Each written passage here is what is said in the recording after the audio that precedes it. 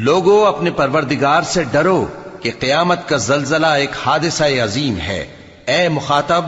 جس دن تو اس کو دیکھے گا اس دن یہ حال ہوگا کہ تمام دودھ پلانے والی عورتیں اپنے بچوں کو بھول جائیں گی اور تمام حمل والیوں کے حمل گر پڑیں گے، اور لوگ تجھ کو مدہوش نظر آئیں گے، حالانکہ وہ مدہوش نہیں ہوں گے بلکہ عذاب دیکھ کر مدہوش ہو رہے ہوں گے۔